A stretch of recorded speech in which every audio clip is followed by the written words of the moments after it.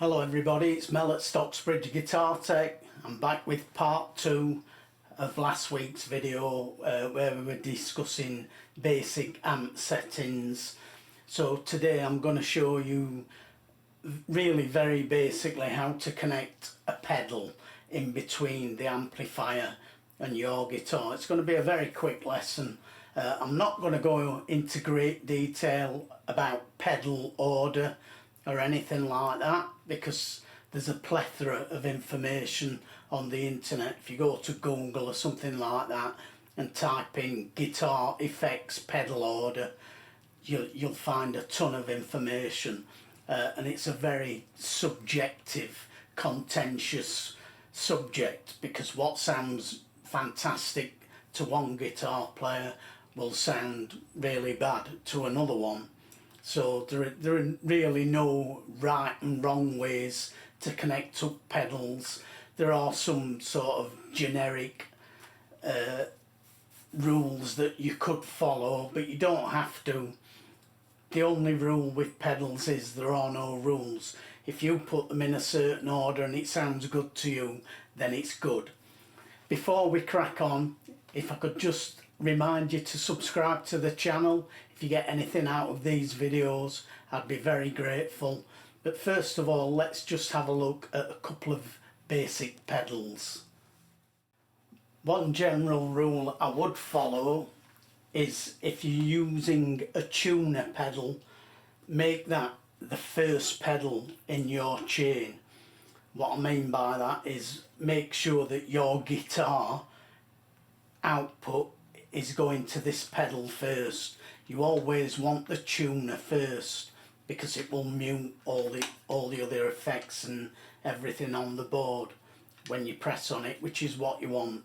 So I would say, if you are going to be using a pedal tuner rather than a clip-on tuner, always put this on your pedal board first if you're using a pedal board, or put this on the floor first as the first effect in your chain. Okay, so this is an overdrive pedal.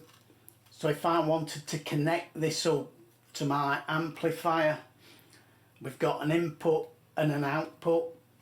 So input, output, and as I said last week, remember we always connect an input to an output and vice versa, an output to an input. So we would go from the guitar's output, the guitar jack where we plug in the lead, we'd get the other end of that lead and put it into the input of this overdrive pedal, and then we would take the output, which is actually called amp on here, so you can't really go wrong. It's telling you that this needs to go to the amp, so that's the output. So guitar to the input, and then the output to the amplifier.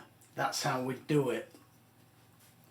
Now these pedals, we can power them with a power supply. It's usually 9 volts, but some pedals take a different voltage. Always make sure you've got the correct power supply for the pedal, otherwise you will either damage the pedal or the power supply, or both. So make sure the rating is correct for that pedal. Alternatively, we can use a battery, and again, most of these pedals are 9 volts, so they will use this 9 volt type square battery, rectangular battery, and depending on the pedal and the manufacturer will determine how you fit the battery. So with this one, it's quite awkward because we have 4 screws, so we'd need a screwdriver to undo all 4 screws, take the bottom off, fit the battery inside, and then put the screws back in. So that's something to be aware of. How easy is it to change the battery?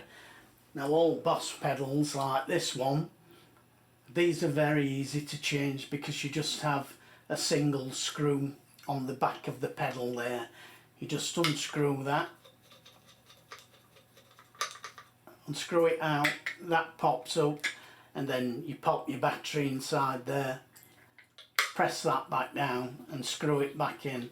Very quick, very easy. TC Electronics and some other pedals are similar, so this just has one big screw on the bottom, and as long as you don't over tighten it, you can tighten it up with a coin or something. If you leave it just finger tight, then again that's going to be an easy battery change. You just remove that one big screw, take the bottom off, put the battery in, and then screw it back up. It's very quick and easy to change, so they're not all the same. The other thing is, not every pedal will work via a battery. So for example, if you buy these small pedals, these micro pedals as they're called, these don't take batteries. You have to power them via a power supply because the casing isn't physically large enough to fit a battery inside with all the other bits and bobs that are in there. So something to be aware of if you are going to be wanting to run these pedals with batteries. First of all, make sure that they will run on a battery. Something else to be aware of, if you leave something plugged in to the input, so if I have a jack lead here, if I leave that plugged in to the input all the time, even though the pedal's switched off, if I've got a battery in there, that's going to be draining the battery. If it's plugged into the output, it's not a problem. It won't drain the battery, but if you leave it plugged in on the input, it will definitely drain the battery. And some pedals will drain batteries quicker than others. It depends on how much power they need to power the pedal. So just be careful, because otherwise it could get quite expensive very quickly for you buying batteries. Another tip I will give you is if you're linking more than one pedal together, if you've got 4 or 5 pedals, try and use jack leads that have right angles on them like that, rather than a standard guitar cable that's going to have a plug on it that big. Because if you've got a big plug linking these pedals, you're not going to be able to put them close together like that. You're going to have them spaced wider apart, and that's going to take up more floor space or more space on your pedal board. The best cables are these flat ones. So these are specifically designed for linking pedals together, and they've got a very flat end on them, and the cable's flat as well. You can get these in various different lengths. So I've got a few different lengths there.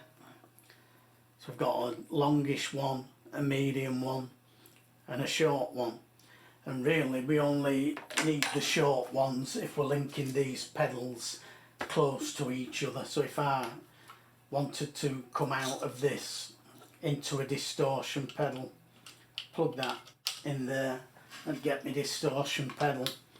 I plug that into the input of the distortion pedal, so I've got the output going to the input, and then this output would go to the amp, and my guitar would now come into this one, and I could put these then very close together because of that lead. So try and use these short patch cables if you can get them. They're really useful. Also keep the cables as short as you possibly can, because the longer your cables are, the longer your overall cable run is between the guitar and the amplifier, the more signal loss you will get, signal degradation. So try and keep your cable runs as short as possible. So I've just put a very quick example together here on my pedal board. I've taken all my pedals off and I've just put 5 pedals on to show you a basic example that you could use. So let's just have a look at this. Now I haven't put a tuner on here. As I said, if I was using a pedal tuner, I would put that first in my chain, but in this instance I'm going into a compressor, a little mini compressor there. Then I've got a volume stroke wah pedal. Then I've got a low gain overdrive.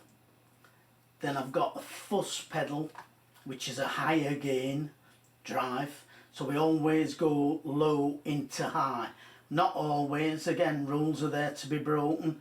If you like it better having the high gain pedal before the low gain, go for it. But as a general rule, we go low gain into high gain. And then on the end, I've got a delay pedal. And all of these are going straight into the front of my little Laney one channel amp, and that's just set up with a clean sound. I'm just micing it with that cheap PV microphone of mine, going into the audio interface. And if we just have a listen at that, I'm using this PRS SE guitar. So the guitar's going into the compressor into the volume wah, the volume is going into the overdrive into the fuzz, and then fuzz into delay, and then the delay is going to the amp. And I'll just show you the amp controls so you can see I've not got a lot of volume, I've not got a lot of gain on there. And I don't want to upset the neighbours as usual, so I've got very low gain on the amp, so I'm just getting a clean sound from the amp. Let's just have a quick listen. Okay, here's the clean sound from the amp with no pedals on. Now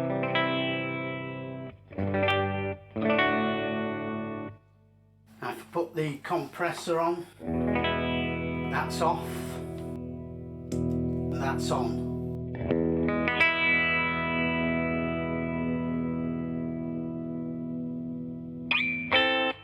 So you can hear that's giving me a lot more sustain, but I have really cranked it up there to show you the effect. So that's without, and that's with.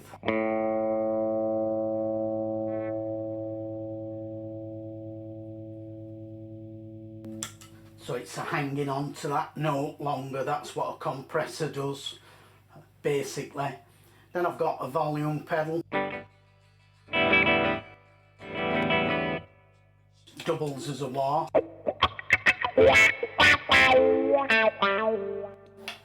Then I've got my low gain overdrive.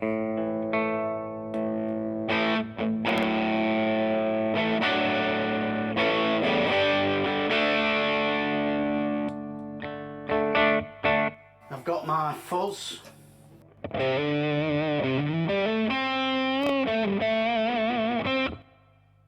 And then I've got delay on the end.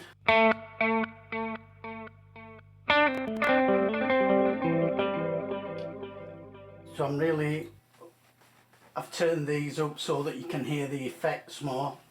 And everything's just running straight into the front of the amp, and obviously I can now combine these effects, so I could put the compressor on,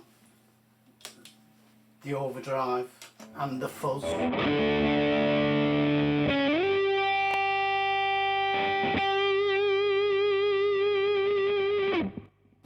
Put the delay on.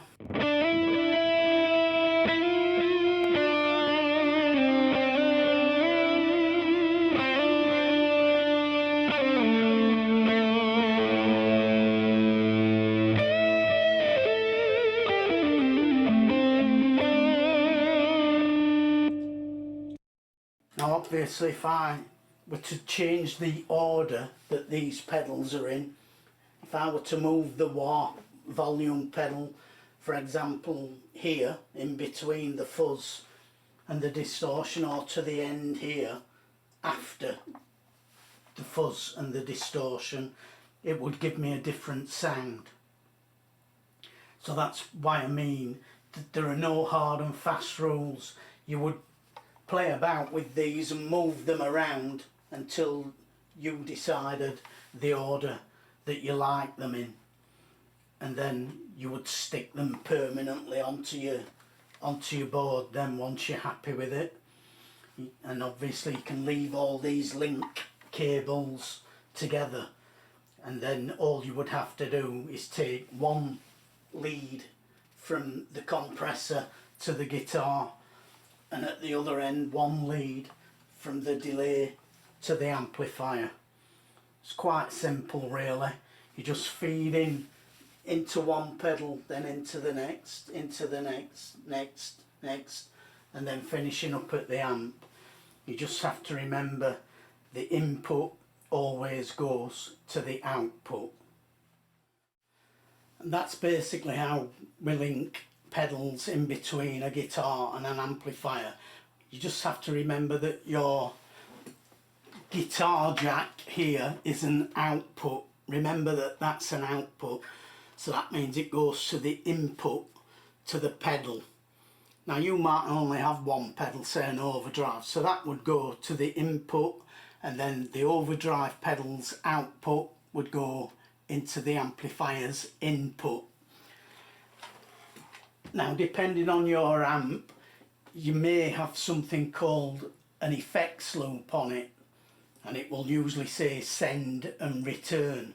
So all that is, it's like another input on the amp, but it bypasses certain parts of the amplifier, and it's useful for things like reverb and delay pedals. So I could, if I wanted, instead of running this delay pedal into the front of the amp like I just did there, I could run this through the effects loop. So in that case it says send and return. So which is the input, which is the output? Well, send is the output, because if you think of sending something out, so send is the output, return is the input. If something's returning to you, it's coming in. So that's how I think of send and return. Send is out, return is in. So I would take my input for this pedal and I would put it to the send, because the send is the output, and then I would take the output from my pedal here and I would put that to the return, because the return is the input. And it just it will change how that delay sounds. It will probably make it clearer, and it won't distort as much. It depends what you're shooting for. If you want a sort of distorted delay, then you're fine just going into the front of the amp. But if you wanted a nice clean delay, you might want to think about putting a delay pedal or a reverb pedal, if you're using a reverb pedal, through the effects loop using the send and return.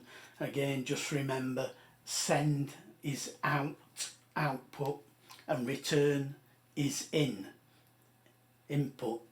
So you would just link that up, and you could even leave that on top of your amplifier. If you just left it on all the time, you could just pop that on top of your amplifier using two very short cables, or you could have it on your pedal board. It doesn't really matter how you do it, but it's just another thing to be aware of. If you do have an amp with a send and return loop, you didn't really know what it was for, that's what it's for. Some people also put other types of effects through a send and return loop, but usually it will be time-based effects like reverb and delay. But again, you can experiment, put overdrives through there and see what it sounds like. Put flanges, phasers, choruses, whatever you've got, try them through the effects loop as well as through the front of the amplifier. But anyway, that's all from me today. I said it was going to be pretty basic. I don't want the video to be too long. There's a ton of information on the internet. If you Google guitar effects pedal order, you will get a load of information. And there are some people who will tell you, you should put this first and you should put this in the middle, you should put this at the end. As I said, it doesn't really matter with pedals. It depends on the amplifier that you're using, it depends on the guitar that you're using, and it depends on the sound that you're after, because swapping those pedals around, even just swapping one pedal's position in that chain, can have a massive impact on the sound. Can either make it sound much better to you or make it sound much worse. So experiment. If you've got a fair few pedals to play with, 4, 5, 6 or more pedals, experiment with the order that you use them in. Try and always put the tuner first though. Get a notepad and pen and write down which order, which pedal sounds best after which pedal. And then once you've decided on your pedal chain, you think, yeah, I really like that, how that sounds, then fasten them to your pedal board, if you've got a pedal board that is. If not, you'll just have to remember or write down what order you put them in. But it's not that difficult, it's not rocket science. You just have to remember input, output, input to output, input to output as you're going through from one pedal to the next, and then the final pedal's output goes to the amplifier, to the input. It's as simple as that. Anyway, I'll be back next week with another video for you. That's all from me today. Take care and bye for now.